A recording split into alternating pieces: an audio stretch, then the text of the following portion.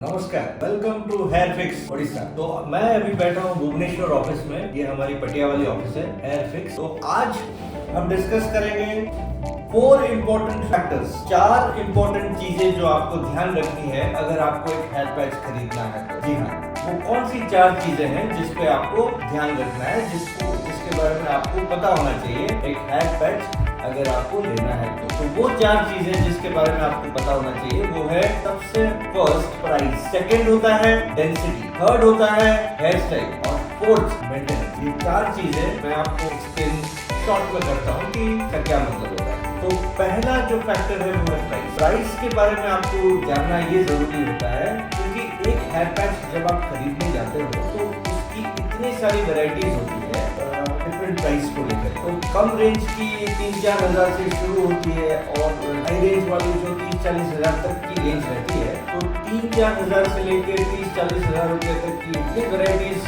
आप अगर देखने जाएंगे तो आप कंफ्यूज हो जाएंगे। तो आपको ये पहले तय करना होता है कि आप कौन सी प्राइस में कंफर्टेबल है। पहले आपको ये जानना होगा कि कौन सी प्राइस में आप हेयर पैच लेना चाहते हो और फिर आप अगर हेयर पैच देखते हो तो आपको बहुत इजी हो जाता है एक हेयर पैच चूज करने के लिए। ये हमेशा याद रखिएगा कि जितनी अच्छी क्वालिटी लेंगे उतना आपको ज्यादा मजा आने वाला है। तो प्राइस जितनी अच्छी क्वालिटी लेंगे उतना ज्यादा प्राइस होता जाएगा। अगर ये आप ध्यान रखेंगे और इसके बाद अगर तय कर लेंगे कि कौन सी प्राइस में आप ज्यादा कंफर्टेबल हो एक हेयर पैच खरीदने के लिए तो आपके लिए बहुत इजी हो जाएगा। सेकंड पॉइंट जो मैंने कहा था जो आपको जानना जरूरी है वो है डेंसिटी, हेयर की डेंसिटी। जी हाँ, जो हेयर पैच आता है उसमें बहुत सारी वैरायटीज के डेंसिटी होते हैं। किसी में बहुत लो डेंसिटी होता है, किसी में डेंसिटी बहुत ज्यादा होता है, बालों की जो डेंसिटी होता है तो किसी में कम होता है, किसी में ज्यादा होता है, किसी में मीडियम होता है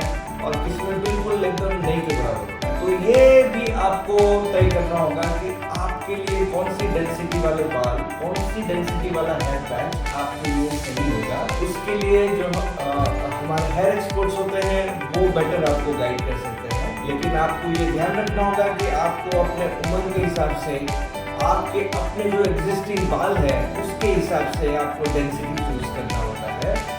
या तो लो रख सकते हैं या मीडियम रख सकते हैं या हाई डेंसिटी वाला पैच ले सकते हैं। थर्ड इंपॉर्टेंट फैक्टर होता है हेयर स्टाइलिंग। आपको ये भी जानना बहुत जरूरी होता है जब आप एक नया हेयर पैच लेते हो कि आपकी जो हेयर स्टाइलिंग है वो कैसी होनी चाहिए, जो आपकी जो लुक आनी चाहिए हेयर पैच लगाने के बाद जो आपका लुक आना चाहिए वो कैसा होना चाहिए। तो उसके लिए जो हेयर स्टाइल जो आपको सूट करता होगा, जो आपके फेस को अच्छा लगता होगा, अगर आप उसके लिए पहले से तैयार हैं कि हाँ ये हेयर स्टाइल मुझे बहुत अच्छा लगने वाला है तो बहुत ही अच्छा है। अदरवाइज हमारे हेयर एक्सपर्ट्स आपको गाइड कर ही देंगे। लेकिन एक हेयर स्टाइल का आपके अंदाज में और आपके नजर में जानना बहुत जरूरी होता है कि आपके अपने लिए कौन सी हेयर स्टाइल आपको ज्यादा अच्छी लगने वाली। फोर्थ इंपॉर्टेंट फैक्टर आपको जानना होता है कि मेंटेनेंस।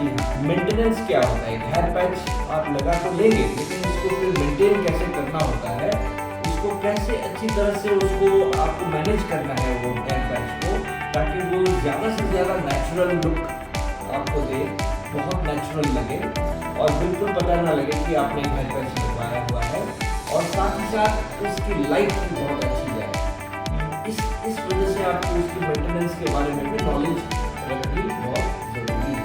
अगर आप ये 4 फैक्टर्स को ध्यान में रखते हैं, ये 4 factors price, density, hair styling और फाइनली मेंटेनेंस, ये 4 फैक्टर्स को अगर आप ध्यान रखते हो और फिर आप एक हेयर पैच खरीदते हो तो यकीन करिए आपको बहुत बहुत ज्यादा मजा आने